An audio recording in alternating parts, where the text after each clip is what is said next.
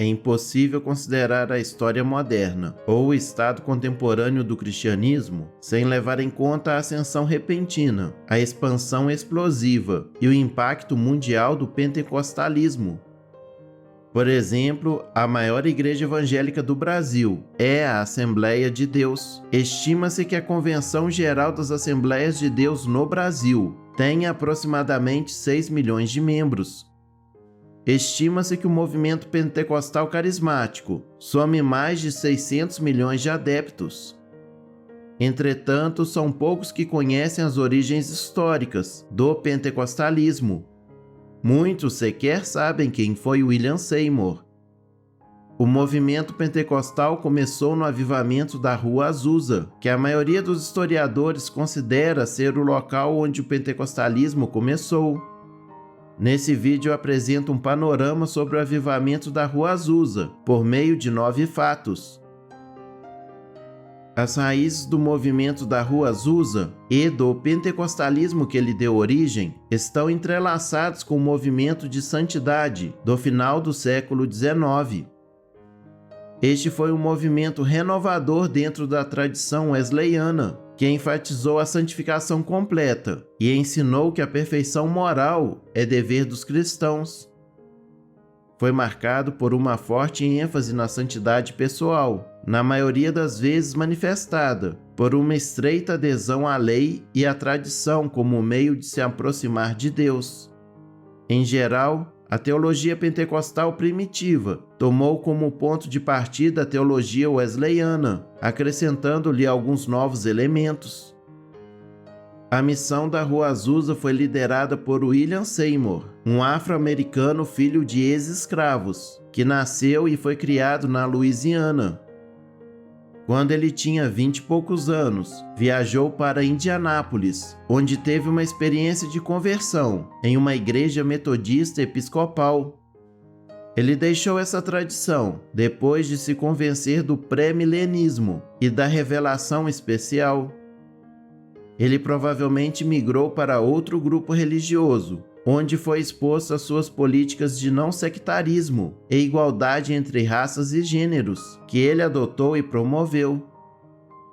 Embora sentisse o chamado para o ministério, ele lutou contra isso até que contraiu varíola e passou a acreditar que este era o castigo de Deus por sua desobediência.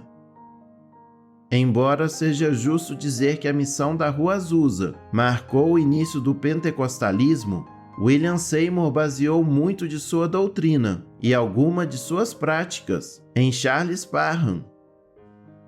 Parham havia se convencido de que os cristãos precisavam redescobrir os dons espirituais, especialmente o de línguas. Essas línguas permitiriam que o trabalho missionário avançasse em terras estrangeiras e ajudaria a inaugurar o retorno do Senhor. Parham fundou uma escola bíblica no Kansas, onde em 1901, um de seus alunos recebeu o Espírito Santo e falou em línguas. Embora Parham supostamente fosse racista e pouco ortodoxo em muitas doutrinas-chave, Seymour estudou em sua escola por um curto período de tempo, pelo menos o suficiente para absorver sua visão da continuidade dos dons espirituais. Seymour logo foi chamado para uma igreja em Los Angeles e deixou Parham, a quem ele logo eclipsaria como o pai do pentecostalismo. O avivamento da Rua Azusa, na verdade, começou em uma pequena casa, nas proximidades da Rua Bonnie Brae. Em 9 de abril de 1906, Seymour estava 3 dias em jejum, com várias outras pessoas, quando impôs as mãos sobre um participante e orou para que ele recebesse o Espírito Santo. Aquele homem caiu no chão, então começou a falar em línguas. Eles correram para a casa de Richard e Ruth, na Rua Bonnie Brae, onde outros estavam esperando. Logo, muitos deles tiveram uma experiência semelhante de batismo no Espírito Santo e falaram e cantaram em línguas. Isso atraiu o interesse dos vizinhos, e em poucos dias a casa ficou tão lotada que eles foram forçados a se mudar para o prédio vazio nas proximidades, na Rua Azusa, número 312. Esse prédio já foi demolido, mas a casa na rua Bonnie Brae continua sendo um museu.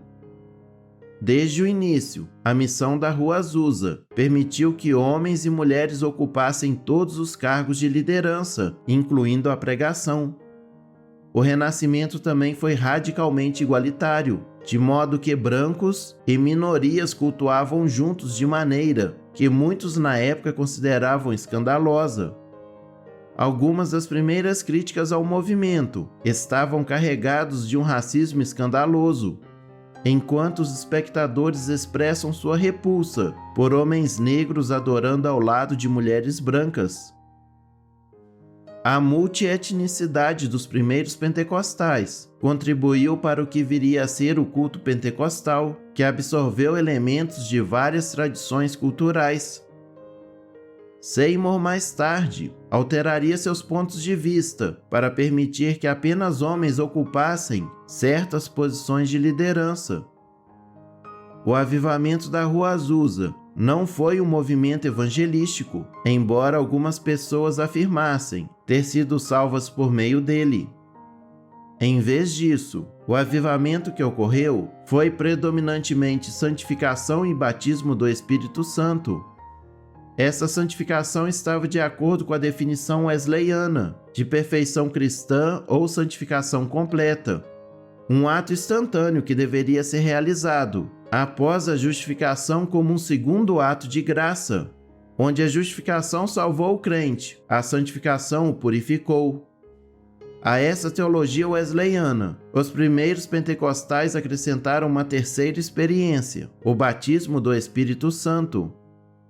Este último foi considerado um ato de capacitação, em que o Espírito Santo tornou a pessoa habilitada para o serviço cristão. A experiência definidora dos envolvidos no avivamento foi o batismo do Espírito Santo, e a marca essencial desse batismo foi o falar em línguas.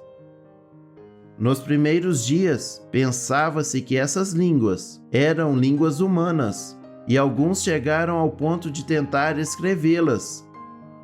Alguns pensaram que eram as línguas dos tempos bíblicos. Levaria alguns meses ou até anos antes que eles entendessem que essas línguas não eram idiomas contemporâneos ou históricos. Nesse interim, enviaram dezenas de missionários a terras estrangeiras, convencidos de que haviam recebido o dom da língua local.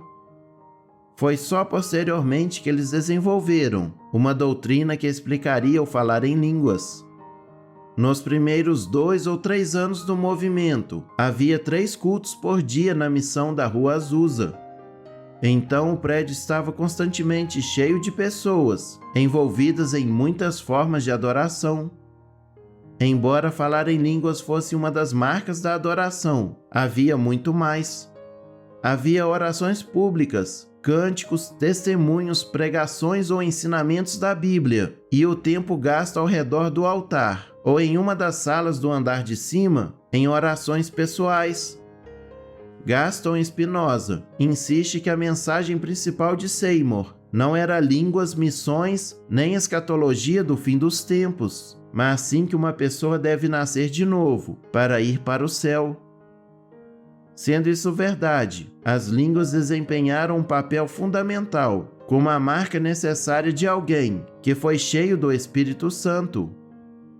O avivamento desencadeou um movimento que se espalhou com uma rapidez surpreendente, primeiro por Los Angeles, depois pelos Estados Unidos e pelo resto do mundo. Muitos dos que passaram algum tempo na missão da Rua Azusa o levaram para suas próprias igrejas. Muitos outros o levaram para o exterior, de modo que em poucos meses sua influência se estendeu a terras distantes. Rapidamente criaria raízes em todos os continentes e em muitos lugares se tornou a principal expressão do cristianismo. Em 1908, a missão começou a diminuir. No final de 1909, havia um sentimento de que o movimento havia entrado em sério declínio, apenas 3 anos depois de ter começado. Mas é claro, o pentecostalismo não só sobreviveu, como também prosperou. Hoje existem milhões de pessoas no mundo que se identificam como pentecostais. E até certo ponto, todas elas podem traçar suas raízes religiosas até a Rua Azusa.